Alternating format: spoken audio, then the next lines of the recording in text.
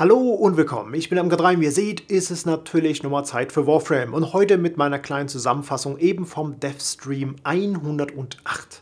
Und ja, dieser hat tatsächlich fast sogar 1 Stunde und 20 Minuten gedauert, allerdings haben die Entwickler relativ viel, ich sag mal, Zeit auch mal ich will jetzt fast sagen vergeudet, einfach mal so zwischendurch, weil sie auch wollten, dass alle eben in der Lage sind, mindestens 30 Minuten eben auch auf Twitch zu gucken, weil diesmal gab es tatsächlich, wenn man eben diesen Devstream gesehen hat, einen kleinen Stalker-Statuette, also einen kleinen Kopf vom Stalker. Ja. Einfach mal so nach einen Briefkasten geschmissen. Das habe ich auch tatsächlich bekommen. Hier unten in der Ecke steht er nämlich jetzt gerade. Aber davon mal völlig abgesehen. Ja, was gab es jetzt sonst noch Feines eben beim Devstream 108? Als erstes sind die Entwickler noch kurz darauf eingegangen, dass es momentan noch ein bisschen Probleme im Spiel gibt, gerade mit Abstürzen und ähnlichen Sachen, die unschön sind. Und der eine oder andere Hotfix sollte die Sache auch lösen.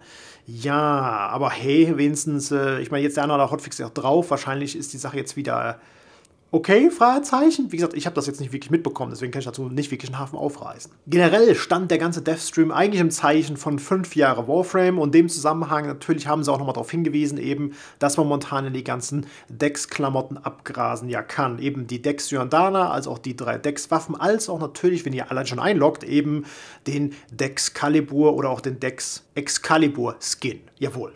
Aber da bin ich ja schon ein bisschen genauer drauf eingegangen, eben im Video 528. Deswegen gehe ich jetzt auch gar nicht mehr weiter darauf ein und gehe mal direkt zum nächsten Punkt über. Die Korpus werden ja auch eine Kolonie kriegen, bald, ähnlich wie die Koloniers eben momentan auf der Erde. Allerdings wird natürlich die Kolonie, der Korpus, nicht auf der Erde dann auch sein, sondern auf einem anderen Planeten.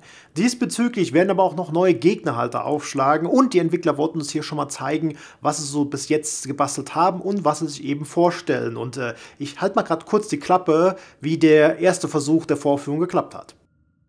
Okay. So Rebecca's just typing in a cheat code right now. If you were sitting here in the office, you'd know what the cheat code is. She's about 20 feet away from the screen, so she can't really see what it is. Yeah. Aha! Oh. Whoa! All right. Okay. And he's invisible. Yeah. But New faction. You'll Invisible. see. They're like Predator invisible, so you can still find them. Don't worry, this is not final. We're still working on it, but... All these videos are all right. Oh, that's him. Okay. Oh my god, look at the animation. Look how good it looks. This shows well. What a great solution. AI programmer, it's not ready. Cloaking. No, it is ready. Where'd he go? But what I'm saying is...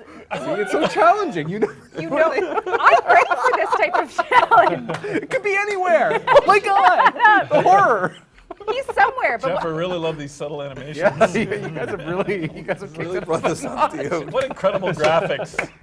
You guys are a bunch of jerks. And Ja, großartig, nicht wahr? Ein unsichtbarer Gegner, der mit Level 500 uns über den Jordan schickt. Und mal im Ernst, ich kann mir ein paar Gegner auf der Karte, auf vielen Karten vorstellen, wenn da ein unsichtbarer Gegner irgendwo in der Nähe wäre, der bringt einen wahrscheinlich direkt mal um, weil man nicht gerade aufpasst. Deswegen, naja, okay. Aber die Entwickler haben es natürlich nochmal nachprobiert, wo man ein bisschen besser die Sache erkennen gehen konnte. okay. Okay, there he is. Okay. There he's gone. Okay. Just Keep doing that. Oh my god. Yeah, you killed him. Yeah. Oh no, I didn't. Oh.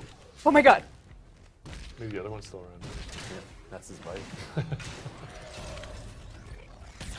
So, but you can see that you can still see them, right? So with just...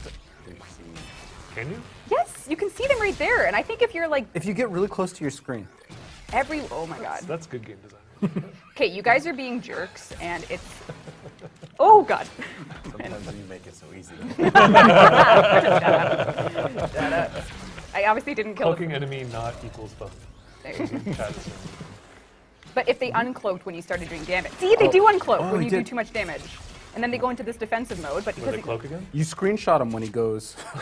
Then you know what you guys are Put some tape on your monitor. It is working. Guys, it's a work in progress. It's totally working. The It's poor level- team. The I poor team know. that's Oh, working those guys on did this. a great You owe that I think the other guy might have walked off. Mal ganz im Ernst, alles zusammen gefällt mir das sogar. Also die Bewegung dieser Viecher tut tatsächlich bei mir so leichte Gefühle ausführen wie geh weg.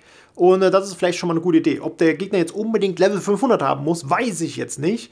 Aber was soll's. Ist ja erst noch alles so Work in Progress, wie sie es des Öfteren ja hier bei der ganzen Vorführung nochmal erwähnt haben. Das heißt, es ist eben noch nicht fertig. Ist alles noch in der Mache.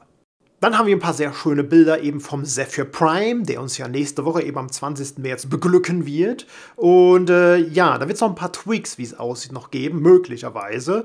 Und da bin ich mal sehr darauf gespannt, wie dann der endgültige Zephyr sozusagen aussehen wird, vor allem der Zephyr Prime. Und mal im Ernst, rein die Optiken, die jetzt schon an ihm dran sind, wobei man muss mal sagen, hier die Teile auf den Schultern, die so ein bisschen spezieller aussehen, das sind tatsächlich Teile, die nicht bei dem Zephyr Prime automatisch dabei sind, sondern die sind quasi, wer das digitale Spezialticket sozusagen der TennoCon sich eben geleistet hat, wird die eben nur halten. Deswegen muss man das jetzt quasi im Kopf sich wegdenken, das Teil auf dem Schultern, dieser, ich sag mal, extra Flügel, hätte ich beinahe gesagt, das Teil, weil die verkehrte Farbe hat, möchte ich einfach mal sagen. Und, aber trotzdem, ansonsten gefällt mir einfach Zephyr Prime ganz gut. Auf dem Bild war mir das nicht so ganz klar, ob das gut aussehen wird, weil von einer gewissen Perspektive aus sehen alle auch weniger schöne Warframes toll aus. Aber nein, dieser Warframe sieht einfach mal schön aus. Sehr schön, sehr schön. Und ich freue mich jetzt schon darauf, dass ich den irgendwann mal auch gebastelt kriege. Und jetzt kommen wir zu Endless Kuva und das ist einfach endloses Kuva, wenn man so möchte. Und das ist eigentlich eine Sache, vielleicht für die Leute, die jetzt nicht wissen, was Kuva jetzt gerade ist. Wenn ihr die Questreihe für Honor Operator irgendwann mal durch habt, also Second Dream, The Warber sind und so weiter und so weiter und so weiter, werdet ihr irgendwann eine neue Ressource kennenlernen und auch gewisse neue Mods, die ihr dann auch farmen gehen könnt, weil ihr erst dann die ganzen Sorties, also die Einsatzmissionen eben im Spiel seht. Und dort gibt es eben Reven-Mods. Und die Reven-Mods machen aus den meisten Waffen was total bombastisch fett ist. Aber diese Stats eben auf diesen Reven-Mods sind ja zufällig. Und damit man vielleicht das nochmal neu würfelt, was eben auf diesen Mods drauf ist, dafür gibt es extra eine Ressource und das wäre eben Kuva. Man muss also eine gewisse Menge an Kuva haben und sagt mal, okay, ich würfel nochmal meine sozusagen Stats auf dem sozusagen Mod eben neu aus. Und wenn man Glück hat, kommt dann was total Bärtiges raus und man Pech hat eben nicht. Ja, aber der Punkt ist aber trotzdem, man muss ja dieses Kuva immer wieder sammeln. Und deswegen war ja immer gerne mal so von auch so den Spielern ja mal so nach vorne geschoben worden, die Idee oder die Frage eher so, wie kann man nicht irgendwie eine Mission haben, wo man mehr Kuva vielleicht kriegt, so am Stück, als eine Mission machen und einen Festwert vor die Füße geknallt kriegen, mehr oder weniger. Und das wird jetzt quasi kommen. Und zwar sieht es folgendermaßen aus, dass auf der Kuva Fortress, jetzt noch nicht im Spiel, aber kommen soll es, ja, und zwar auf der Kuva Fortress die Überlebensmission soll gestartet werden. Und in dieser Überlebensmission können wir jetzt bei manchen Gegnern eben so Teile aufsammeln, die wir schon kennen, bei zum Beispiel Ausgrabung oder Excavation, können wir zwischendurch diese Energiepots hier aufsammeln. Sollten wir diese Dinge jetzt aufsammeln auf dieser Kuva Fortress eben bei Überleben, witzigerweise, können wir den eben zu einem dieser Türme hingehen, die uns normalerweise Sauerstoff bringen und dann machen wir den in Anführungsstrichen, polen wir den um, damit er eben nicht Sauerstoff uns generiert, sondern eben Kuva. Ja, ist ein bisschen anders. Und, jetzt kommt der Gag nämlich, ähnlich wie bei, wie es immer so ist, wenn wir Energiezellen irgendwo abgeben, wir müssen das Ding eine Zeit lang dann verteidigen und dann ist der Turm auch weg und wir kriegen dann Kuva. Problem bei der Sache ist, wir haben den Turm umgebaut, dass er nicht mehr Sauerstoff produziert und somit kriegen wir auch keinen Sauerstoff mehr daraus. Das heißt, wir müssen selber immer gucken, wie viele Türme lassen wir stehen für Sauerstoff und wie viele davon können wir eben umwandeln eben in diese Kuva-Türme. Da haben die Devs jetzt schon gesagt, oh, es wäre vielleicht sehr sinnvoll, vielleicht einen Necros dabei zu haben, dass man eben die Gegner ausschlachtet, um vielleicht ein bisschen mehr Sauerstoff über die Schiene zu kriegen, weil wenn man die Türme ja gar nicht mehr dafür jetzt benutzen wollen würde, ja, man muss halt ein bisschen aufpassen generell. Generell muss man natürlich aufpassen, dass man halt sozusagen seiner Gier ein bisschen Einhalt gebietet, dass man eben nicht plötzlich alle Türme umwandelt und plötzlich keinen Sauerstoff mehr hat, was ja durchaus passieren kann. Und nee, aber wie gesagt, das ist halt der neue Plan von denen, dass man halt richtig viel Kuva, wenn man dann möchte, eben rauskriegt, wenn man eben diese Endlosmission spielt. Und der Gag ist halt, man kann mehr rauskriegen, wenn man eben sozusagen riskanter spielt oder eben man spielt ein bisschen sicherer und kriegt dafür ein bisschen weniger Kuva raus. Wie man eben das selber möchte. Die Idee davon finde ich gut. Allerdings, jetzt werdet ihr natürlich fragen, ja, Moment mal, und wie viel kriegt man jetzt daraus, wenn man so einen Kuva-Turm da verteidigt? Momentan waren es 50. Und sie hatten schon Jokes gerissen, wie wäre es mit einem? Nee, dann macht das keiner. Aber mal gucken. Also waren sie sich noch nicht ganz nicht ganz klar darüber, wie sie es jetzt machen wollen mit der Menge an Kuva, die jetzt für so einen Turm, der verteidigt werden soll, ja nun mal rauskommt. So wie sie jetzt gesagt haben, oder wie gezeigt hatten, so ich sag mal 40 Minuten oder 40 Sekunden, irgendwie sowas im Dreh, muss man halt diesen umgebauten Sauerstoffturm dann verteidigen, eben gegen die Gegner. Und dann kriegt man eben, wie gesagt, dann macht das Ding Puff und man kriegt ähnlich wie bei den Ausgrabungsmissionen eben auch aus den Türmen eben dann das Zeug automatisch raus. Ja, mal gucken. Also die Idee finde ich gut. Und das würde ich tatsächlich sogar dann eher mal machen wollen, weil mal was Neues zu der normalen Überlebensmission dazukommt. Und man kriegt ständig eine Ressource, die man ja eigentlich sogar haben will. In großen Mengen am besten.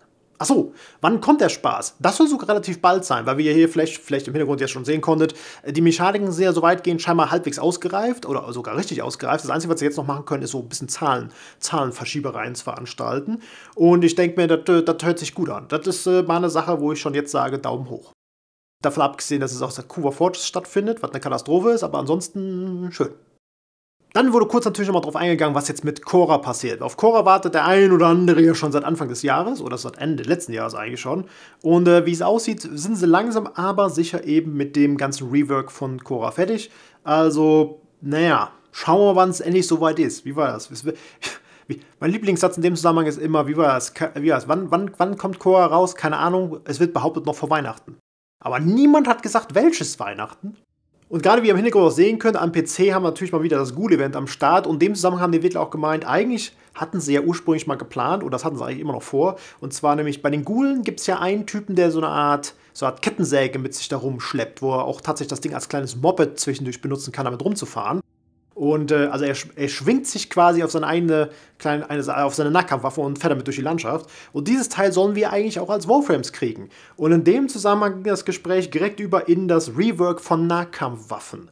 Weil für Beamwaffen, habt ihr jetzt ja mitgekriegt, hatten sie ja mal auch alte Mechaniken wieder ausgebuddelt und die jetzt mal wieder ins Spiel integriert. Und ich muss alles in allem sagen, selbst der komische Sisron-Flammenwerfer, den ich damals so unglaublich scheiße fand, der ist gar nicht mehr so scheiße. Also ich meine, der ist zumindest deutlich besser als damals, weil eben die ganze Mechanik um die Beamwaffen selbst eben jetzt verbessert worden ist. Ja, und eben diese ganze Umbauten eben, die an den Beamwaffen eben stattgefunden haben, sollen jetzt eben auch für Nahkampfwaffen mal langsam kommen. Nicht, dass da jetzt Mechaniken rausgeflogen sind, die damals da waren, die wieder reinkommen sollen, wie bei Beamwaffen es ja der Fall war. Bei dem Problem momentan scheinbar ist das einfach nur, dass man, egal was man macht für den Nahkampf, sei es nun Power-Attacks macht oder auch hinterhältige Angriffe, was auch immer ihr gerade im Nahkampf treibt, ist es einfach mehr oder weniger die Taste E, die immer nur gedrückt wird. Und da wollten sie halt ein bisschen was dran drehen, dass man, entweder muss man mehr Tasten drücken, Fragezeichen, hoffe ich mal inständig nicht, aber zumindest irgendwas anderes noch tut. Also, weil sie sagen so, auch so Kombos drücken, außer Pausen machen oder gedrückt halten mal naja, es ist jetzt nicht so wahnsinnig spektakulär. Und da haben sie natürlich auch das Problem, generell mal so in den Raum gestellt zu sagen, dass Nahkampf eben nicht nur wie bei Schusswaffen, es ist eben so, ich ziele auf den Gegner und drücke ab und dann ist die Sache fertig, sondern wir haben ja Stance-Mods, wir haben ja Power-Attacks, wir haben noch Slide-Attacks, wir haben hier von der Wand eingreifen noch Geschichten. Und ja, das sind so viele Klamotten, die da mit reinspielen, so verschiedene Sachen, die da überall hantieren. Auch die Idee von hinterhältigen Angriffen natürlich auch noch. Und das gehört ja alles zum Nahkampf mehr oder weniger dazu. Und wenn man da anfängt, eben was neu zu stricken, dann muss man aufpassen, dass man nicht eben was bei der ganzen Geschosse kaputt macht. Und das war jetzt eigentlich das Hauptproblem bei der ganzen Sache. Dass sie da jetzt zwar vorhaben, was zu machen, aber noch nicht hundertprozentig da sind, zu sagen, oh, so machen wir es, weil sie sagen, oh shit, da haben wir noch das und das und das und das und das. Tricky. Ich hoffe mal, dass sie da keinen Blödsinn machen, weil mal im Ernst, die meisten Waffen, wie wir ja letztes Mal festgestellt haben in dem Video, die meisten Waffen im Spiel momentan sind ja Nahkampfwaffen. Es wäre jetzt doof, wenn plötzlich diese ganzen Waffen Crap werden. Dann ganz kurz hatten wir so angesprochen, dass auf dem Uranus nochmal ein neues Teilset hingetackert werden soll. Sah so aus wie eine neue Defense-Missionskarte. Bin ich sofort für. Ich kann die andere Karte von Uranus nicht mehr sehen. Ich habe keine Lust mehr, von 4 verschiedenen Punkten, die abwechselnd hintereinander abzulaufen. Nope, da bin ich absolut raus. Ich habe dazu keinen Bock mehr. Alles ist besser, an Anführungsstrichen. Alles ist besser als das. Hauptsache, wir kriegen endlich mal wieder sowas wie, hier ist ein Punkt, da verteidigen wir was oder sonst irgendwie. Generell neue Teilsets kriegen fürs Spiel ist immer gut. Ich nehm's. Absolut, ich nehm's. Und dann haben sie noch das Rätsel gelöst, eben, was wir vor kurzem hier mitgekriegt hatten, dass ein Text sozusagen im Spiel aufgeschlagen ist, der so nicht hätte da stehen sollen, weil er was spoilert, was die Devs noch nicht raushauen wollten. Und das haben sie jetzt rausgehauen. Nämlich es geht um Dark Sector 2.0 und das wird jetzt wird nichts mehr mit Dark Sector direkt zu tun haben. Deswegen wird es heißen dann Void Onslaught.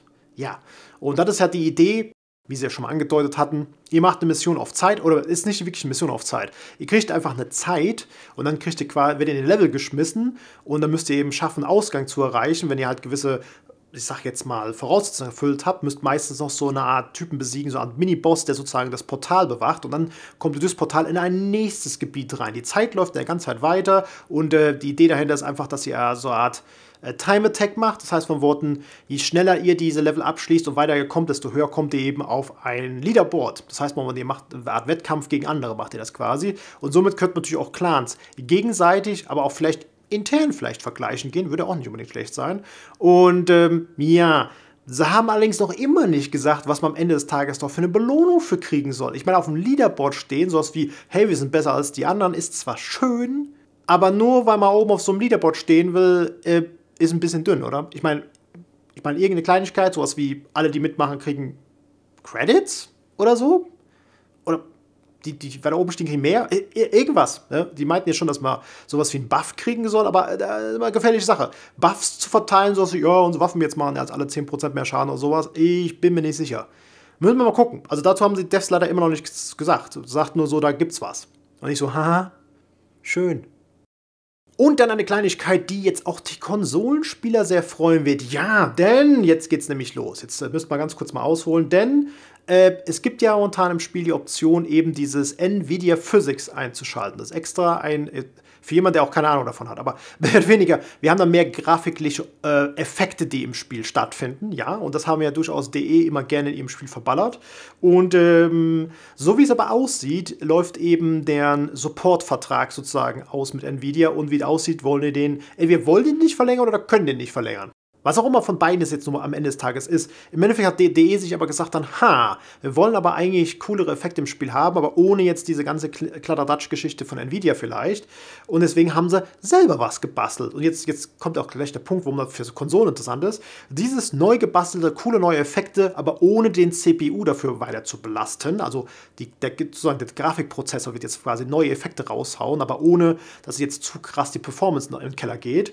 Und der Punkt dabei ist, diese neue Optik, diese neuen coolen Effekte, die wird es nicht nur für den PC geben, sondern auch für die Konsolen. Ja, weil das nämlich ein neues System ist, was einfach für alle Grafikkartenchips scheinbar funktioniert. Da dachte ich mir so, oh, das ist eine super Idee.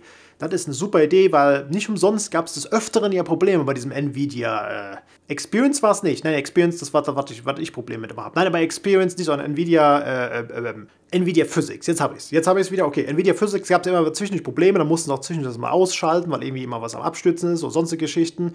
Zumindest eine Zeit lang. Und ich bin sehr gespannt darauf. Ich bin absolut sehr gespannt darauf, wie die neuen Effekte dann aussehen und ob das auf meiner Grafikkarte dann endlich mal wieder smoother läuft oder dass da schlimme Dinge passieren. Obwohl ich eine Nvidia habe. Und zu guter Letzt kommen wir noch zu einem anderen Punkt, nämlich die Devs sind ja durchaus gewillt, zwischendurch so kleine Minispiele ins Spiel zu tackern, die eigentlich für nichts gut sind, außer eben das, was Minispiele darstellen. Einfach nur zum Rumalbern mal kurz und dann einfach weitergehen, ohne sich weiter damit auseinanderzusetzen. Und es soll was weiteres ins Spiel kommen. Mal gucken, ob das nicht sogar ein bisschen relevanter wird. Wir reden nämlich von Frame Fighter, was so fast aussieht wie im Street Fighter Look. Und nee, wir reden tatsächlich vom Street Fighter Spiel. Mit Frames, also Warframes. Haha. Also mit rumhauen, rumtreten und Leute auf den Boden schmeißen und die ganzen Geschichten. Ich bin mal gespannt, ob meine Nachbarn dann Special Moves machen kann. Ne, aber ich bin mal sehr gespannt, wer das dann rauskommt und wie das dann alles wirkt und sein wird. Ich meine, wer weiß. Für irgendwann mal vielleicht auf einmal so wird so ein Minispiel im Spiel plötzlich das normale Spiel in den Schatten stellen. Halte ich zwar für ein Gerücht, aber ich bin bereit dafür. Ich bin quasi bereit dafür, das mal einfach dann mitzunehmen, wenn es soweit kommt. Frame Fighter. Sind die Primes dann besser da drin?